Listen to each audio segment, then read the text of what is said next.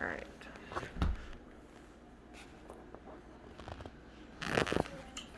All right. Did you guys know that according to the CDC, 122 million Americans have some form of diabetes? I didn't know that either. But during my research, I also learned that diabetes is actually classified as a chronic disease. Today I'll be informing you on what is diabetes, who it affects, and how does it affect them, and the symptoms and how to manage it. So, to start off, I will be talking about what is diabetes. Diabetes is where your body does not produce enough insulin or does not properly use the insulin you do make.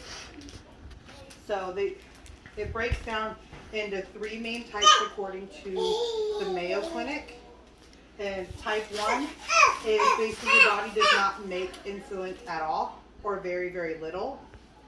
Type 2 means that your body does not use the insulin you do produce properly.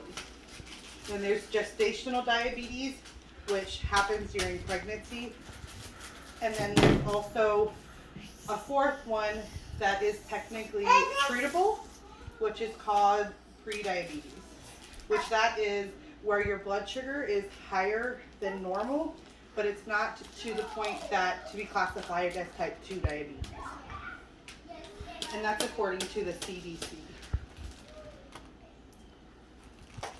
So since now I talked about what is diabetes, now I'm going to talk about who it affects and how it affects them.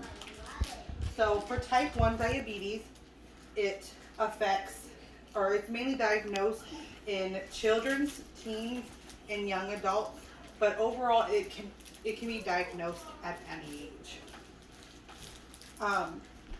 Also, so for type 1 diabetes, it has to be, both parents have to have it for you or the person to have it. And not even necessarily that if your parents have it, don't always mean that you will have it. Basically, an environmental trigger will happen and it will trigger that gene to make you stop producing insulin to get you to have type 1 diabetes.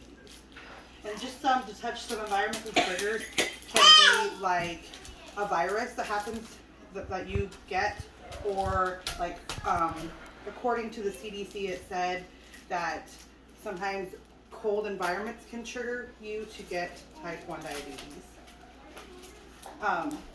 And then Caucasian people are at a higher risk, or they have the most diagnosed is in Caucasian people. And then type 1 diabetes is the only one that has nothing to do with your lifestyle or your diet or according to the CDC, it's just genetics and environmental triggers that cause it. So next I'll talk about type 2 diabetes. And type 2 diabetes is normally diagnosed in people over the age of 45, but it also can be diagnosed at any age according to the CDC. So for type 2 diabetes, it also is factored to genetics and environmental factors according to the Mayo Clinic. And same with that is genetics. You have a gene and it basically just gets triggered and you can get type 2 diabetes. And then also type 2 diabetes is affected by overweight. Being overweight can cause you to get diabetes, but you technically do not have to, not everybody is overweight who gets type 2 diabetes. Now, gestational diabetes, it only happens in pregnant women, according to the CDC. And pregnant women who get pregnant over the age of 25 are at a higher risk of getting gestational diabetes. A couple races also have a higher risk of getting gestational, and that's African American, Hispanic, Indian, and Asian, according to the Mayo Clinic.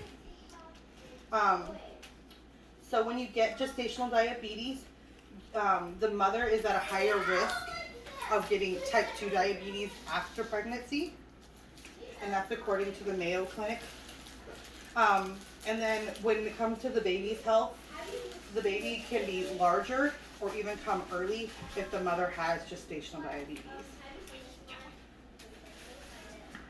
All right, and then pre-diabetes is normally when people are overweight and have, they're over the age of 45 is usually a higher risk factor of getting pre-diabetes. And normally it's one of your siblings will have type 2 diabetes, which can raise your risk factor of getting pre-diabetes, according to the CDC. All right, so now that I talked to you about who it affects and how it affects them, I'm going to talk to you more about symptoms and managing diabetes. So some of the symptoms for diabetes is urinating a lot, often at night, like bedwetting, being very, very thirsty, losing weight without trying, being very hungry, having blurred vision, numbness or tingling in your hands or feet, being very tired, dry skin, sores that heal really slowly, more infections than normal. And also with type 1 diabetes only, you can have nausea and vomiting and also stomach pains. And then with type 1, a lot of these symptoms come on suddenly or over like a couple weeks period.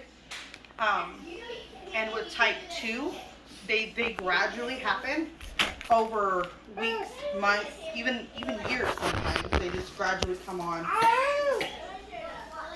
And usually when they do get diagnosed, usually it is pretty severe. And managing diabetes, the best thing for managing diabetes is early treatment, or getting diagnosed early and as soon as possible. Some things you'll do more regularly, you will check your insulin regularly. Some other things to help manage your diabetes is medications. There are oral medications and there are also injectable medications like insulin. Healthy eating helps control your diabetes, or even with pre-diabetes, can get you treated basically, and you won't have pre-diabetes if you take the steps to manage it. And physical activity also helps at least three times a week is what they say.